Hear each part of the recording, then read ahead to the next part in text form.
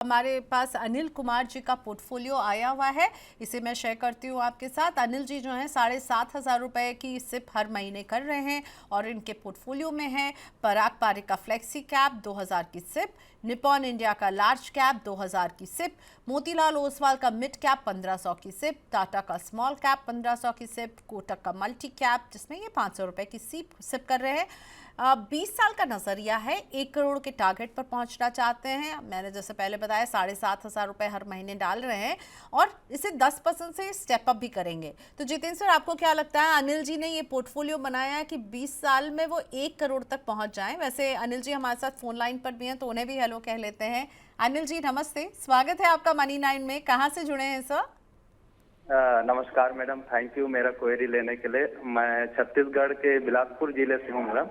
अच्छा, क्या करते हैं आप अनिल जी? मैं पुलिस विभाग में कांस्टेबल के पद पर हूँ, तैनात हूँ बिलासपुर जिले में। क्या बात है सर, बहुत स्वागत है मनी 9 में। ये आपने अभी अभी निवेश शुरू किया या पुराना है इन्वेस्टमेंट आपका? ये अभी शुरू किया मैडम, तो 7,500 का ये पोर्टफोलियो है, तो उसमें 2,500 और ऐड करना चाहता हूँ। उसके बाद फिर 10% का स्टेप अप भी करना चाहता हूँ। ठीक है, तो थोड़ा उसको पोर्टफोलियो को रिव्यू करके बताएंगे, इसमें ओवरलैप तो नहीं है और इसमें क्या चेंजेस कर सकता हूँ, वो सब आप थोड़ा बताएंगे मेरे को। और 2,500 की एक नई सिप भी आपको शुरू करनी है, राइट? जी जी जी जी।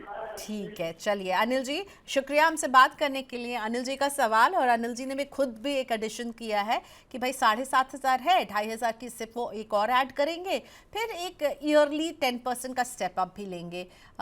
जितेंद्र सर, क्या सलाह देंगे आप अनिल जी को? अभी एग्जिस्टिंग पोर्टफोलियो आपको कैसा लग रहा है उनका, प्लस 2,500 वो जो ऐड करना चाहते हैं वो किस तरह की स्कीम में करें?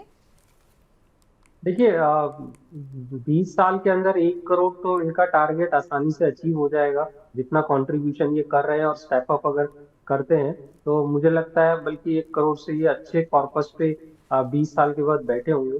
किसी भी इन्वेस्टमेंट पोर्टफोलियो में पहली बात, नंबर ऑफ स्कीम्स आप कितना करते हैं बहुत मैटर करता है। जरूरी नहीं है कि मैं अगर 10,000 रुपये निवेश कर रहा हूं तो मुझे 6-7 स्कीम में निवेश करने की जरूरत है। मैं 2-3 स्कीम में निवेश करके भी वही अच्छा रिटर्न पा सकता हूँ और एक अच्छा कॉर्पस एक्यूमुलेट कर सकता हूँ। होता क्या है कि कैटेगरीज इतनी सारी हो गई है कि इन्वेस्टर्स के लिए डिसाइड करना बहुत मुश्किल होता है कि कौन सी कैटेगरी मुझे सही रिटर्न देगी, और इसीलिए इन्वेस्टर्स हर कैटेगरी को अपने पोर्टफोलियो में रखना चाहते हैं जहां पे उनको रिटर्न अच्छा दिखाई देता है। तो मेरा ये मानना है कि अगर आप 10,000 रुपये कर रहे हैं तो मुझे नहीं लगता 4 स्कीम से ज्यादा आपको जरूरत पड़ेगा अपने पोर्टफोलियो में रखने की। 4 स्कीम के साथ आप बेहतर पोर्टफोलियो बना सकते हैं। डाइवर्सिफाई रखिए पोर्टफोलियो को, लार्ज कैप ओरिएंटेड ज्यादा रखिए। मैं सलाह नहीं दूंगा स्मॉल कैप का एक्सपोजर बहुत हाई हो। दूसरा, कोई भी ऐसी स्कीम जब आप चुनते हैं जैसे मल्टी कैप है या फ्लेक्सी कैप है, तो आप ये याद रखिए कि इन स्कीम में भी already small cap mid cap का एक्सपोजर होता है। तो अगर इनका प्लस आप अलग से करते हैं, उनका मिला के आपका mid cap small cap exposure 50% से ज्यादा हो जाता है, तो आपका पोर्टफोलियो काफी एग्रेसिव हो जाता है।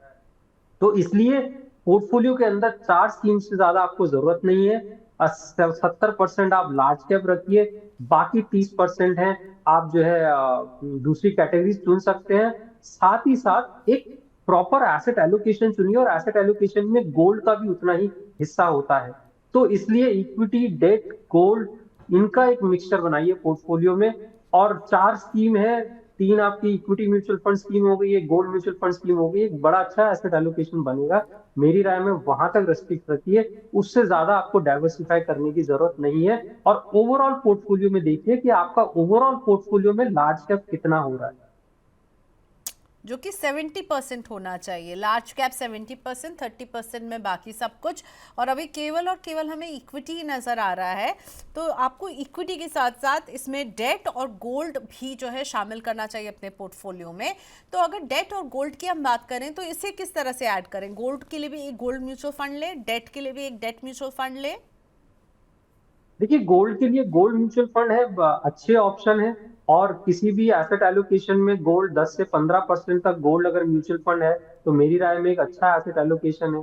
जहां तक मैं डेट की बात करूंगा तो मुझे ये नहीं पता कि इनका और एक्सपोजर डेट में कहाँ पर है। अब एम्प्लॉय प्रोविडेंट फंड भी होता है और दूसरे फिक्स डिपॉजिट भी डेट का हिस्सा है, तो और लॉन्ग टर्म इंस्ट्रूमेंट है। उस पूरे डेट एक्सपोजर के बाद ही आप देखें कि आपको डेट के एक्सपोजर की जरूरत है या नहीं। बट ओवरऑल अगर आप इन्वेस्टमेंट पोर्टफोलियो रखते हैं और जैसा मैंने कहा 70% large with in equity, 70% large cap और 30% मिड कैप की तरफ ओरिएंटेड आप रख सकते हैं। और टोटल एसेट एलोकेशन में अगेन इक्विटी, डेट, गोल्ड इसका हिस्सा हो, इक्विटी 70% हो कम से कम, मेरा यही मानना है। लॉन्ग टर्म में अगर आप इन्वेस्टमेंट कर रहे हैं तो इक्विटी 70% रखें और बाकी जो है आपका डेट, गोल्ड ये रह सकता है। तो ये एसेट एलोकेशन ज्यादा बेहतर है और नंबर ऑफ स्कीम्स बढ़ाने की जरूरत नहीं है। 4 scheme at the maximum 10,000 per month के पोर्टफोलियो में मुझे नहीं लगता उससे ज्यादा जरूरत पड़ेगी आप। ऑलराइट, चलिए आई होप अनिल जी आपके सवालों का जवाब मिल गया होगा। इनफैक्ट एक ऑल राउंडर आपका पोर्टफोलियो कैसे हो सकता है जितेंद्र ने वो बताने की कोशिश की है। उसी तरह से अपने पोर्टफोलियो का गठन कीजिए। जहाँ तक आपकी अमाउंट की बात है, आप जितना अमाउंट कर रहे हैं वो आपको 20 साल में आप 1 करोड़ अचीव करना चाहते हैं वहाँ तक ले जाने की क्षमता रखती है। तो इसकी चिंता छोड़ दीजिए, बस एक अच्छा डाइवर्सिफाइड पोर्टफोलियो बनाइए।